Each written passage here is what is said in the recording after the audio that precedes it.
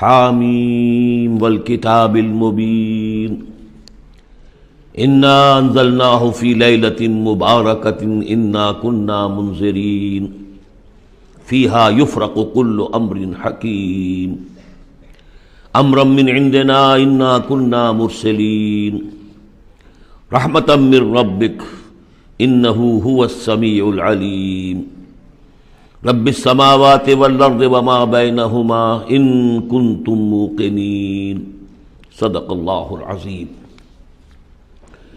رب اشرح لی صدری ویسر لی امری واحلل عقدۃ من لسانی یفقہوا قولی اللہم ربنا الہمنا رشدنا واعذنا من شرور انفسنا اللہم ارنا الحق حقا وارزقنا اتباعہ وارنا الباطل باطلا وارزقنا اجتنابہ اللہم وفقنا لما تحب وترضى وتقبل منا فإنك خیر المتقبلین اللہم ربنا انس وحشتنا فی قبورنا وارحمنا بالقرآن العظیم اللہم اجعلہ لنا اماما ونورا وہدا ورحمہ اللہم ذکرنا منہ ما نسینا وعلمنا منہ ما جہلنا وارزقنا تلاوتہ آناء اللیل وآناء النہار واجعلہ لنا حجتا یا رب العالمین آمین۔ ہم سورہ دخان شروع کر رہے ہیں۔ بسم اللہ الرحمن الرحیم۔ حامیم والکتاب المبین۔ اس سے پہلی سورہ زخرف ہم پڑھ چکے ہیں، اور سورہ زخرف میں اور سورہ دخان میں وہی نسبت زوجیت ہے، یہ دونوں صورتیں جوڑے کی شکل میں ہیں۔ چنانچہ آغاز بالکل وہی ہے، حامیم والکتاب المبین۔ حامیم قسم ہے اس روشن کتاب کی، واضح کتاب کی، اور قسم کے بعد مقسم علیہ یہاں نہیں ہے، وہ میں بتا چکا ہوں۔ ان تمام صورتوں میں گویا کہ محذوف ہے مقسم علیہ۔ قسم کس بات پر کھائی؟ یاسین والقرآن الحکیم انک لمن المرسلین، تو انک لمن المرسلین یہاں پر محذوف مانیے۔ گواہ ہے یہ قرآن، روشن قرآن، کہ اے محمد آپ اللہ کے رسول ہیں، یہ آپ کی رسالت کا ثبوت ہے، قطعی ہے۔ اور دوسری نسبت جو ہے ان دونوں صورتوں میں، وہاں ذکر تھا کہ یہ قرآن جو ہے ہمارے پاس ہے، اصل قرآن، وَإِنَّهُ فِي أُمِّ الْكِتَابِ لَدَيْنَا لَعَلِيٌّ حَكِيمٌ، یہ قرآن جو ہے اصل تو ہمارے پاس ہے، لوح محفوظ بھی اسے کہا گیا ہے آخری پارے میں، اور کتاب و مقدون بھی کہا گیا اسے سورہ واقعہ میں، یہاں ام الکتاب کہا گیا تھا، وہاں ہے اصل قرآن۔ اب وہاں سے اس کے نزول کا ذکر جو ہے وہ اس سورہ مبارکہ کے شروع میں ہو رہا ہے، تو گویا کہ مضامین کی یہ مشابہت ہے۔ انا انزلناہ فی لیلۃ مبارکہ، ہم نے اس کو نازل کیا ہے ایک مبارک شب میں۔ یہ عشرہ جسے کہ حضور نے کہا ہے کہ آخری عشرہ جو ہے عتق من النار، آگ سے چھٹکارا پانے کا ہے۔ جس نے یہ عشرہ پایا زندگی میں اور پھر بھی اس کی اصل قدر نہ کی اور آگ سے چھٹکارا نہ پایا تو بڑا ہی بد نصیب ہوا۔ تو اسی میں لیلۃ القدر ہے، اور لیلۃ القدر پر ایک مکمل سورت ہے آخری پارے میں، انا انزلناہ فی لیلۃ القدر۔ لیکن قرآن مجید میں اہم مضامین چونکہ کم از کم 2 مرتبہ آتے ہیں، وہی مضمون یہاں بھی ہے۔ لیلہ مبارکہ اور لیلۃ القدر ایک ہی شے ہے، ایک ہی رات کا نام ہے۔ انا انزلناہ فی لیلۃ المبارکۃ، ہم نے اس کو نازل کیا ایک بڑی مبارک شب میں۔ انا کنا منذرین، ہم ہیں خبردار کر دینے والے۔ رسالت کا اصل مقصد، کتابوں کا اصل مقصد انذار، خبردار کرنا۔ یا ایھا المدثر قم فانذر، کھڑے ہو جائیے، کمر کسیے اور خبردار کر دیجیے لوگوں کو کہ زندگی یہی زندگی نہیں ہے، یہ تو زندگی کا بڑا ہی ایک چھوٹا سا حقیر سا دیباچہ ہے، اصل زندگی تو موت کے بعد ہے۔ وَإِنَّ دَارَ الْآخِرَةَ لَهِيَ الْحَيَوَانُ لَوْ كَانُوا يَعْلَمُونَ فِيهَا يُفْرَقُ كُلُّ أَمْرٍ حَكِيمٍ، اس لیلہ مبارکہ میں تمام پختہ فیصلے طے پا جاتے ہیں۔ ہم سورہ سجدہ میں پڑھ چکے ہیں کہ اللہ تعالیٰ کی جو تدبیر ہے، اس کائنات کی جو تدبیر فرما رہا ہے، تو ایک تو اس کی سکیمز بنتی ہیں، اس کے منصوبے بنتے ہیں، اس کے نقشے بنتے ہیں جو 1000 سال کے ہوتے ہیں۔ اللہ کا ایک دن 1000 سال کا ہے۔ یدبر الامر من السماء الى الارض ثم یعرج الیہ فی یوم کان مقدارہ 1000 سنۃ مما تعدون۔ لیکن پھر ہمارے حساب سے جو ہر سال کا معاملہ آتا ہے، تو یہ بھی ایک رات ایسی ہے سال کی۔ یہ اس یوں سمجھیے کہ جو کاسمک جو ایک امپائر ہے اللہ تعالیٰ کی عظیم مملکت ہے، یہ اس کاسمک امپائر کی یہ بجٹ سیشن ہے سال کا، اور اس میں سال کے اندر ہونے والے سارے واقعات کے ضمن میں جو کچھ ہونا ہے وہ فیصلے طے پا کر اور یفرقو کا صحیح مفہوم ہوگا ایشو کر دیے جاتے ہیں۔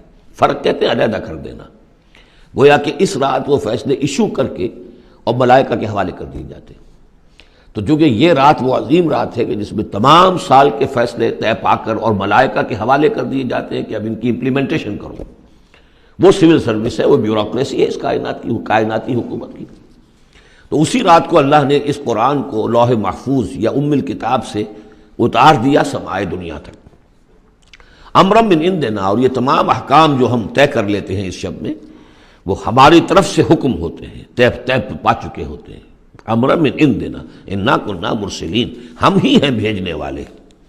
رحمتا من ربک، اور تمام فیصلے جو ہوتے ہیں اللہ تعالیٰ کے رحمت ہی پر مبنی ہوتے ہیں، اور خاص طور پر اس کتاب کا بھیجا جانا وہ تو ایک عظیم رحمت ہے نوع انسانی کے لیے۔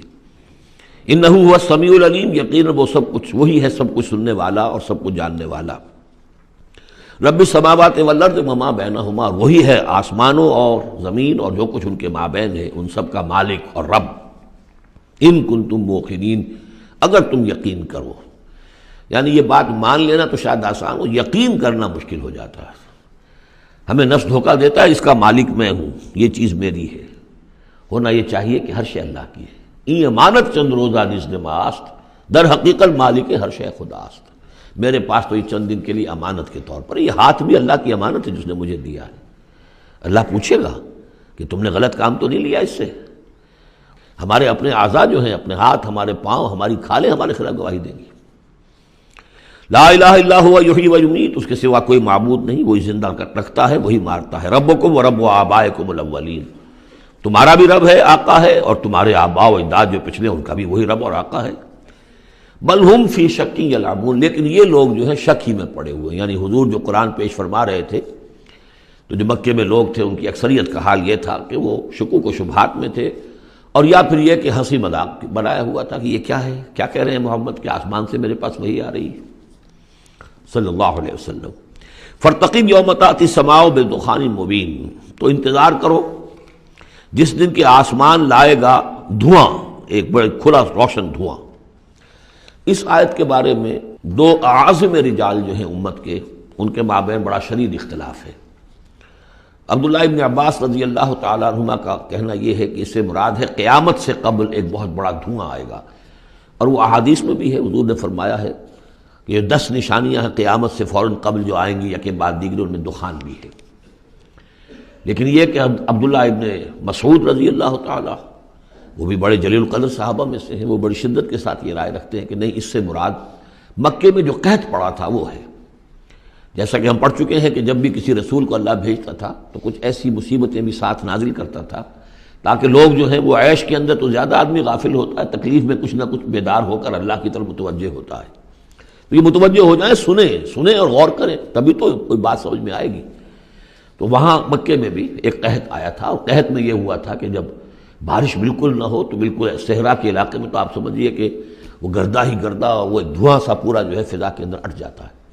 بہرحال یہ دونوں آراء ہیں، اور چونکہ دونوں صحابہ ہیں، جلیل القدر صحابہ ہیں، لہذا ان میں پھر محاکمہ کرنا کہ ہم یہ کہیں کہ یہ صحیح نہیں وہ صحیح ہے، یہ میرے نزدیک درست نہیں ہے۔ میں نے دونوں چیزیں آپ کے سامنے رکھ دیں۔ فارتقب یوم تأتی السماء بدخان مبین یغشی الناس، وہ دھواں جو ہے ڈھانپ لے گا لوگوں کو۔ ھذا عذاب علیم، اور وہ ایک بہت بڑا عذاب ہوگا۔ ربنا اکشف عنا العذاب انا مومنون، اس وقت لوگ کہیں گے کہ اللہ ذرا اس عذاب کو ہم سے کھول دے، دور کر دے، ہم ایمان لے آئیں گے۔ انا لہم الذکریٰ، کہاں ہے ان کے لیے یاد دہانی اور نصیحت اخذ کرنے کی، کہاں ان میں استعداد ہے۔ وقد جاءہم رسول مبین، جبکہ ان کے پاس رسول مبین آ چکے ہیں، واضح کرنے والے، روشن، ہر شے کی، ہر حقیقت کو واضح کر دینے والے۔ ثم تولوا عنہ، اور پھر انہوں نے منہ موڑا ہے ان سے، پیٹھ موڑی ہے۔ وقالوا معلم مجنون، اور کہا ہے نقل کفر نہ باشد معاذ اللہ، یہ سکھایا پڑھایا ہوا شخص ہے، کسی نے سکھا پڑھا دیا ان کو، محمد کو، یا یہ کہ مجنون ہے، ان کا کوئی دماغی توازن ٹھیک نہیں رہا ہے، یا کوئی آصیب کا، جنات کا سایہ ہو گیا ہے، معاذ اللہ۔ انا کاشف العذاب قلیلا، ہم تھوڑی دیر کے لیے اس عذاب کو دور کر دیں گے۔ اس سے جو ہے عبداللہ ابن مسعود رضی اللہ تعالیٰ عنہ نے دلیل پکڑی ہے کہ قیامت سے قبل والا دھواں جب آئے گا تو اس کے کھلنے کا، اس کے دور ہونے کا کوئی سوال نہیں ہے۔ ہاں یہ کہ یہ جو عذاب آتے ہیں فَلَنُذِيقَنَّهُم مِّنَ الْعَذَابِ الْأَدْنَىٰ دُونَ الْعَذَابِ الْأَكْبَرِ، اس میں امکان ہوتا ہے۔ اِنَّكُمْ عَائِدُونَ، لیکن تم لوگ پھر وہی کچھ کرو گے جو پہلے کر رہے تھے۔ جیسے قوم موسیٰ کو ہم دیکھ چکے ہیں، 7 اس قسم کی نشانیاں ان کے سامنے آئیں۔ ہر مرتبہ انہوں نے کہا کہ اگر تم اے موسیٰ ذرا اس کو دور کروا دو، اپنے رب سے دعا کرو، پھر ہم ایمان لے آئیں گے، لیکن ہر مرتبہ پھر وہ اس سے منکر ہو گئے۔ یوم نبطش البطشۃ الکبریٰ، جس دن کہ ہم انہیں پکڑیں گے بڑی پکڑ، یعنی بڑا عذاب جب آئے گا، انا منتقمون، تب ہم ان سے پورا انتقام لیں گے۔ وَلَقَدْ فَتَنَّا قَبْلَهُمْ قَوْمَ فِرْعَوْنَ، اور ہم نے ان سے پہلے فرعون کی قوم کو بھی آزمایا تھا۔ وَجَاءَهُمْ رَسُولٌ كَرِيمٌ، ان کے پاس بھی ایک بہت ہی باعزت رسول آئے تھے، حضرت موسیٰ علی نبینا وعلیہ الصلاۃ والسلام، ان ادوا الی عباد اللہ، انہوں نے مطالبہ کیا تھا کہ اللہ کے بندوں کو میرے حوالے کر دو، بنی اسرائیل کو میرے ساتھ جانے دو۔ انی لکم رسول امین، میں تمہارے لیے ہوں ایک امانت دار رسول، میں وہی پیغام لے کر آیا ہوں جو اللہ نے دیا ہے تمہارے رب نے۔ وَاللَّهُ تَعَالَى عَلَى اللَّهِ، دیکھو اللہ کے مقابلے میں سرکشی نہ کرو، یعنی میرے مخالفت کرو گے، میں اللہ کا رسول ہوں، اس کا نمائندہ ہوں، تو گویا کہ اللہ کے مقابلے میں سرکشی ہے۔ انی آتیکم بسلطان مبین، میں تمہارے پاس لے کر آیا ہوں ایک کھلی سند۔ وَإِنِّي عُذْتُ بِرَبِّي وَرَبِّكُمْ أَن تَرْجُمُونَ، اور میں نے پناہ پکڑ لی ہے اپنے رب کی جو تمہارا بھی رب ہے، لیکن تم مانتے نہیں ہو اس کو، کہ تم مجھے سنسار نہ کر سکو۔ وَإِن لَّمْ تُؤْمِنُوا لِي فَاعْتَزِلُونِ، تو اگر تم میری بات مانتے نہیں ہو تو کم سے کم مجھ سے دور رہو، میرے خلاف کسی اقدام کی کوشش نہ کرو۔ فَدَعَا رَبَّهُ أَنَّ هَٰؤُلَاءِ قَوْمٌ مُجْرِمُونَ، پھر انہوں نے اپنے رب سے دعا کی کہ پروردگار، یہ فرعون اور اس کی قوم تو یہ تو جرم پر اڑے ہوئے ہیں، مجرم ہیں۔ فَأَسْرِ بِعِبَادِي، اللہ نے یہ حکم دے دیا کہ ٹھیک ہے میرے بندوں کو لے کر راتوں رات نکل جاؤ، لیلاً انکم متبعون، اور دیکھو تمہارا پیچھا کیا جائے گا، تعاقب کیا جائے گا۔ وَاتْرُكِ الْبَحْرَ رَهْوًا، اور دیکھو جب تمہارے لیے ہم سمندر کو پھاڑ دیں گے، راستہ بنائیں گے، تو اس سمندر کو اسی طرح رکا ہوا رہنے دینا۔ وَاتْرُكِ الْبَحْرَ رَهْوًا إِنَّهُمْ جُندٌ مُغْرَقُونَ، اس لیے کہ یہ بھی پھر تمہارا تعاقب کرتے ہوئے وہاں سے گزرنے کی کوشش کریں گے اور پھر یہ غرق ہو جائیں گے۔ کم ترکوا من جنات وعیون، کتنے ہی انہوں نے باغات چھوڑے جو انہوں نے بنائے تھے بڑی محنت سے، اور عیون اور چشمے سب چھوڑ کر نکل آئے اور غرق ہو گئے۔ وزروع، اور کھیتیاں، ومقام کریم، اور کتنے اعلیٰ گھر، ونعمت، اور کیسے کیسے ناز و نعم کا سامان، کانوا فیہا فاکہین، جس میں کہ وہ عیش کیا کرتے تھے۔ کذالک، یوں ہی ہوا، وَأَوْرَثْنَاهَا قَوْمًا آخَرِينَ، اور پھر ہم نے اس کا وارث بنا دیا ان تمام چیزوں کا اور لوگوں کو۔ فما بکت علیہم السماء والارض، تو نہ ان پر آسمان رویا اور نہ زمین۔ وما کانوا منظرین، نہ پھر انہیں کوئی مہلت ملی۔ وَلَقَدْ نَجَّيْنَا بَنِي إِسْرَائِيلَ مِنَ الْعَذَابِ الْمُهِينِ، اور ہم نے بنی اسرائیل کو اس ذلت آمیز عذاب سے کہ جس میں کہ قوم فرعون نے انہیں مبتلا کیا ہوا تھا، نجات دے دی، من فرعون سے۔ انہ کان عالیہ من المسرفین، وہ تو حد سے بڑھ جانے والا بھی تھا اور سرکش بھی بہت تھا۔ ایک تو شخص صرف یہ کہ معصیت کا ارتکاب کرتا ہے، گناہوں کا ارتکاب کرتا ہے، حد سے گزر جاتا ہے، ایک یہ کہ سرکش بھی ہوتا ہے، دوہرا جرم۔ وَلَقَدْ اخْتَرْنَاهُمْ عَلَىٰ عِلْمٍ عَلَى الْعَالَمِينَ، اور ہم نے بنی اسرائیل کو علم کے باوجود ہم نے انہیں پسند کیا تھا تمام جہان کی قوموں پر، یعنی بنی اسرائیل کی جو بھی خرابیاں یا کوتاہیاں وہ بھی ہمارے علم میں تھیں، لیکن یہ کہ پھر بھی ہم نے انہیں قبول کیا۔ اور واقعہ یہ کہ بہت بڑی ان کو اللہ تعالیٰ نے ان کو بڑی فضیلت دی۔ 2 مرتبہ سورہ بقرہ میں وہ آیت ہم پڑھ چکے ہیں، یا بنی اسرائیل اذکروا نعمتی التی انعمت علیکم وانی فضلتکم علی العالمین۔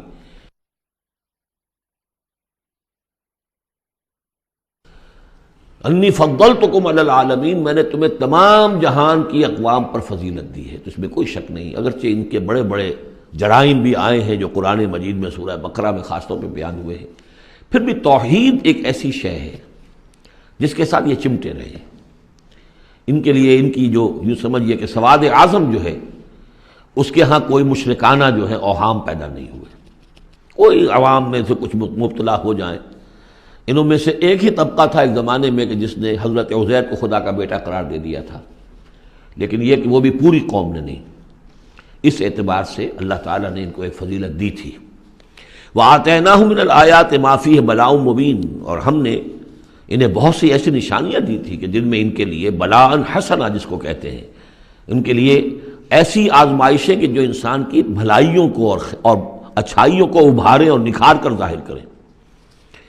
ان ہؤلاء لیقولون، لیکن یہ لوگ جو ہیں وہ یہ کہہ رہے ہیں، یعنی یہ مکے والے، اب ذکر کر کے بنی اسرائیل کا، چونکہ مکی صورتیں ہیں، اب آئے ہؤلاء، یہ لوگ جو ہیں لا یقولون، وہ یہ کہتے ہیں ان ہی الا موتتنا الاولی وما نحن بمنشرین، بس یہ ایک ہی موت ہوگی ہماری کہ جو ہونے والی تھی، باقی یہ کہ ہم اب اٹھنے والے نہیں ہیں، دوبارہ ہمیں نہیں اٹھایا جائے گا، اور ہمارا بعث بعد الموت پر عقیدہ نہیں ہے۔ فاتوا بآبائنا ان کنتم صادقین، اگر تم کہتے ہی ہو کہ مرنے کے بعد یہ اٹھنا ہے تو اچھا پھر ہمارے آباء و اجداد کو زندہ کر کے لا کے دکھاؤ، ہم مان لیں گے۔ اہم خیر ام قوم تبع، کیا وہ بہتر ہیں یا تبع کی قوم؟ یہ تبع جو ہے یہ لقب تھا یمن کے بادشاہوں کا، جیسے مصر کے بادشاہوں کا لقب تھا فرعون، اور عراق کے بادشاہوں کا تھا نمرود، اسی طریقے سے یہ تبع کہلاتے تھے کہ جو یمن کے بادشاہ ہوتے تھے۔ والذین من قبلہم، اور وہ لوگ کہ جو ان سے پہلے تھے، اہلکناہم انہم کانوا مجرمین، ہم نے ان سب کو ہلاک کیا، وہ سب کے سب مجرم تھے، گناہگار تھے۔ وما خلقنا السماوات والارض وما بینہما لاعبین، اور ہم نے آسمانوں کو اور زمین کو اور جو کچھ ان کے مابین ہے کوئی کھیل کے طور پر تو تخلیق نہیں فرمایا۔ ما خلقناہما الا بالحق، ہم نے نہیں بنایا ان کو مگر حق کے ساتھ۔ ولکن اکثرہم لا یعلمون، لیکن ان کی اکثریت علم نہیں رکھتی۔ ان یوم الفصل میقاتہم اجمعین، یقیناً وہ فیصلے کا دن، یہ ان کے وقت معین ہے ان سب کے لیے۔ یوم لا یغنی مولا عن مولا شیئا، جبکہ کوئی ساتھی، دوست، رفیق، حمایتی کسی دوسرے کے کام نہیں آ سکے گا۔ ولا ہم ینصرون، نہ ان کی کوئی مدد کی جائے گی۔ الا من رحم اللہ، سوائے اس کے کہ جس پر اللہ رحم فرما دے۔ انہ هو العزیز الرحیم، یقیناً وہ زبردست ہے، رحم فرمانے والا۔ ان شجرۃ الزقوم، اس کا پہلے بھی ذکر ہو چکا ہے، زقوم کا جو درخت ہے، طعام الاسیم، وہ گناہ گاروں کا کھانا ہے جو انہیں راشن ملے گا جہنم میں، کالمہل یغلی فی البطون، اور وہ جب وہ بھوک کے مارے کھائیں گے، حالانکہ نہایت بد شکل ہوگا، بد زیب ہوگا، بد ذائقہ ہوگا، بدبودار ہوگا، لیکن یہ کہ بھوک کی شدت سے بےتاب ہو کر کھائیں گے، لیکن جب وہ اپنے پیٹوں کو بھریں گے اس سے تو وہ جا کر کھولے گا اندر، جیسے کہ پانی کھولتا ہے ابلتا ہوا، اس طرح ان کے پیٹوں کے اندر جا کر وہ کھولے گا، جیسے کہ پگھلا ہوا تانبا کھولتا ہے، کغلی الحمیم، جیسے کہ پانی کھولتا ہے، جبکہ خذوہ فاعتلوہ الی سواء الجحیم، پھر کہا جائے گا پکڑو اس کو اب اور دھکیل کر اسے لے جاؤ عین بیچوں بیچ جہنم کے۔ ثم صبوا فوق راسہ من عذاب الحمیم، پھر اس کے سر کے اوپر ذرا کھولتے پانی کے تریڑوں کا عذاب دو، ذق، چکھو، انک انت العزیز الکریم، یقیناً تم تو بڑے زبردست ہو، بڑے باعزت ہو۔